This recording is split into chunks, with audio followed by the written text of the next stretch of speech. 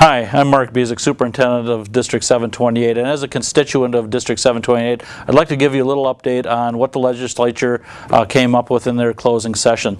So I'm going to read this verbatim off of my notes here because the governor just signed these into law here in the last few hours. So I'm going to follow this sheet fairly closely here. First of all, District 728 recognizes and appreciates the support of all of our taxpayers, but understands their concerns, which is one reason we initiated a couple of bills this year, and we don't know the status of those bills as of yet here because, again, the session just ended. But a few of the typical questions that people have, and some of the things we'll try to explain here, what does this session mean to District 728 financially?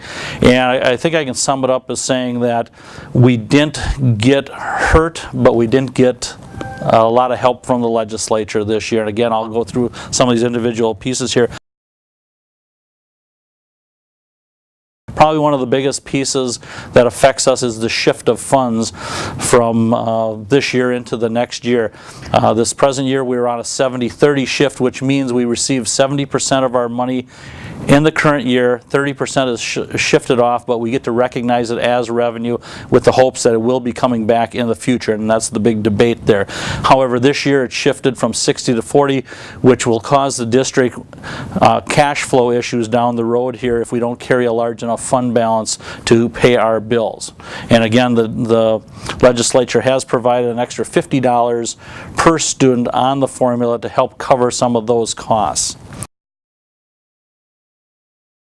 The legislature has given us $50 in new funding per student. To our district, that amounts to roughly around $600,000 to $700,000 of new money. However, that money was intended to cover any borrowing costs because of the shift, in case we have to borrow money. However, we are in a position now where we may have to use that to cover shift loans, but more so we're looking at the additional special ed costs because of the cap on special ed. Special ed growth factors is a very important piece for our district.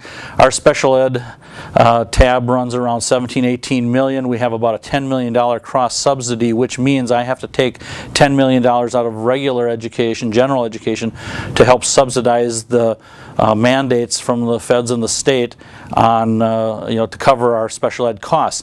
Now, with the cap on special ed funding, which our costs are usually generally more because of this, thus the cross subsidy piece, what happens over the next biennium, we could get hit with about a $2 to $4 million shortfall, and that's something that we've been on the legislature about removing this cap so we get the funding that we need for special education. Because in general, what the state does is put so much money in a pool for special education, and when that's gone, it's gone, and the district has to pick up the remainder of the cap.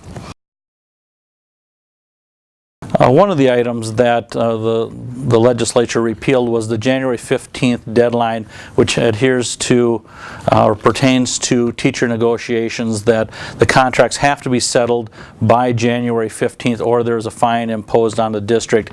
And the amount of the fine for us would have been roughly around $350,000 for the single year. It's one-time money if we weren't done with negotiations by that time period. Now, with that date being removed, there is no fine. Thus, I can't tell you what implications that holds as far as negotiations. Possibly they could settle by January 15th. They could prolong into the next summer, what have you. Right now there is no deadline for that, and I guess that's something that we'll have to look at and see. Again, it's too early to tell. Another item that the legislature held us harmless on is the 2% set aside for staff development. In that case, what the district is bound to is holding 2% of the general fund in reserve for staff development activities over the course of the year. What they have done now is giving us free rein to use that money for general operations. Basically, we use maybe about 1% of that for general operations, and the rest has stayed in staff development.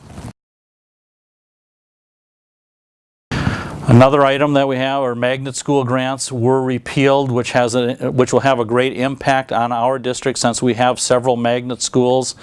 We have the Sauk Magnet School. We have we're starting up the magnet school, the STEM school down at Rogers Elementary. Now this will be for the 13-14 school year. And basically what it means is that we will have to we'll lose the integration revenue, and we'll have to pick up the tab ourselves. We don't know what that dollar amount is yet, and again, some of these things could change, but right now it's basically putting us on notice saying in 2 years we will have to pick up the cost for the magnets that we have.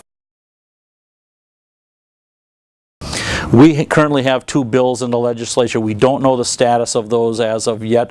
We have one for additional debt service funding, and then we also have one for a debt service transfer. And again, at this point in time, we don't know the status of those bills. In conclusion, I'd like to say that these are some of the highlights that came out of this year's legislative session. As I mentioned before, the district didn't get hurt from this, but we could use more help. And that's where I'd like to call to you to get involved with our legislative action team and also contact your legislatures and just talk to them about the importance of what the public school systems are doing for the kids here and the need for equitable funding for our district. Thank you.